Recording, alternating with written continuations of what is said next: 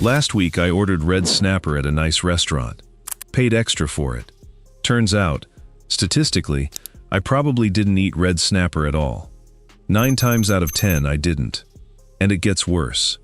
There's a fish sold under a premium name right now that can actually make you sick. I found the exact 5 labels lying to you. Watch till the end. The last one is brutal. Okay, so let me back up, because when I first read this, I genuinely didn't believe it. I eat fish maybe twice a week. I'm not a picky eater. I don't do the whole know your fishmonger thing. I just buy what the label says and trust it. And I think that's most people. You see wild caught, you see red snapper, you see sea bass, and you just believe it. Why wouldn't you? It's food. It's regulated. Someone's checking, right? That's what I thought too. Turns out, nobody's really checking. There's no inspector standing at the fish counter running tests. So a marine conservation group called Oceana decided to do that job themselves. Not a survey, not people guessing based on taste. They bought seafood from hundreds of restaurants, markets, and grocery stores all over the country and ran actual DNA tests on what they got, matched against the FDA's official list of what a fish is legally allowed to be called. And what they found? Honestly, it kind of ruined fish for me for a week. Let's start with the one that hit closest to home. Number 1. Wild-caught salmon. If you've ever paid extra for salmon labeled wild, because it sounded healthier, more ethical, less farmed, here's the number that got me. About 1 in 4 times, you got farmed Atlantic salmon instead. 1 in 4. Not occasionally. Not in rare cases. 1 out of every 4 times someone paid a premium for wild, they got the cheaper thing anyway, with no way of knowing it. Think about how many times you've bought salmon in your life. Now imagine every 4th purchase, someone just quietly swapped it and pocketed the difference. That's basically what happened. Number 2. Unlabeled sea bass. This one's worse, and I mean that literally. More than half of everything sold simply as sea bass wasn't sea bass. Over half. And here's the part that actually made me sit up. In one case, king mackerel was sold as grouper in South Florida. King mackerel is on the FDA's own do not eat list for pregnant women and young kids because of mercury levels. That's not a quality downgrade, like getting a cheaper cut.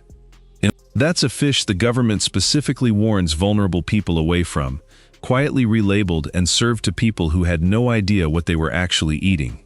You didn't choose that. There was no way for you to choose that. That's the part I can't get past.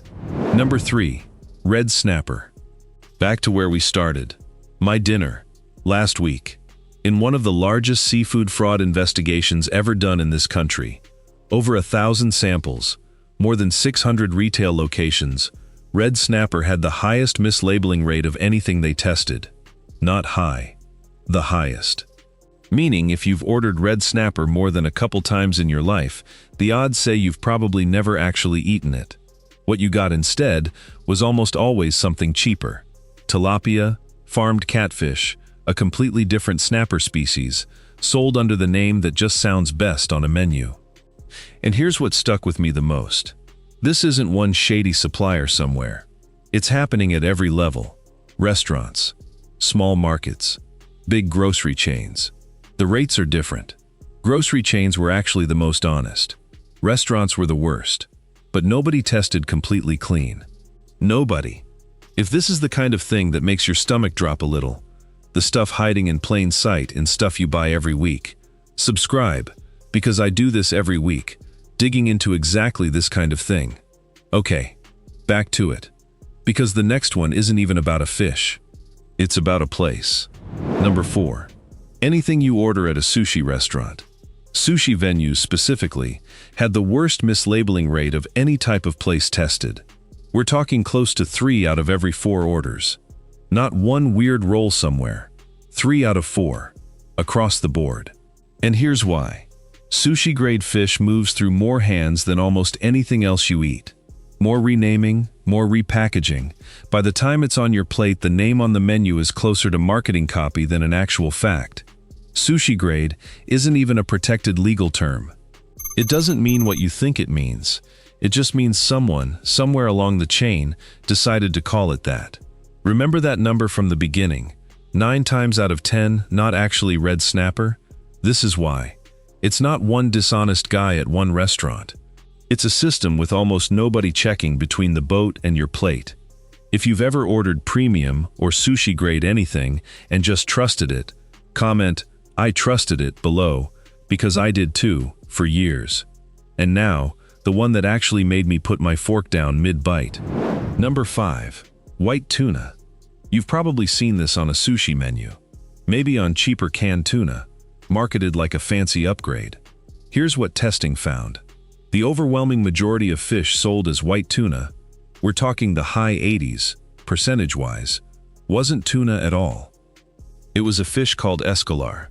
Escolar isn't dangerous in the way you're picturing, but it contains a wax ester that the human body physically cannot digest.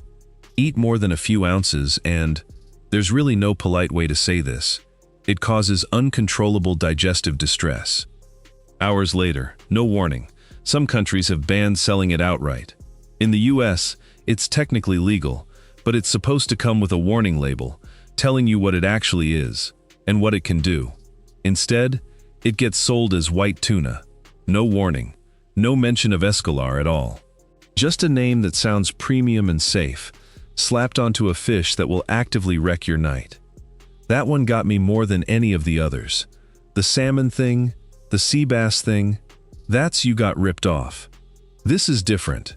This is, you got hurt, and the label was specifically designed so you'd never see it coming. So, what do you actually do with all this? You're not going to start DNA testing your dinner. I get it, neither am I. Here's the tiered version. Best to bare minimum. Best option. Buy whole fish when you can. Head, skin, the whole thing intact. It's genuinely hard to fake a whole fish. You can look at it. If that's not realistic for you, look for a label that includes the actual scientific species name, not just the common name. That's usually a sign somebody in that chain is actually being held accountable for what they're selling you. Good option. If whole fish isn't happening, stick to bigger grocery chains over small markets or restaurants when you're buying fillets. The data is consistent on this. Grocery chains had the lowest fraud rates of anywhere tested, probably because they've got a lot more to lose from getting caught. And just skip anything marketed as white tuna. Order actual tuna, by its real name, or don't order it. Bare minimum, if you're stuck with whatever's in front of you. At the very least, stay away from unlabeled sea bass and white tuna specifically. Those two are the ones where the substitute can actually hurt you, not just disappoint you. The rest is mostly about not getting overcharged, which stings, but it's not going to ruin your night the way escolar will. This isn't about turning into that person who interrogates the waiter for 10 minutes. It's about knowing which 2 or 3 words on a menu should make you pause and ask one follow-up question, instead of just nodding along like I always used to. Here's what actually sits with me days later. It's not that seafood fraud exists. Every industry's got some version of this.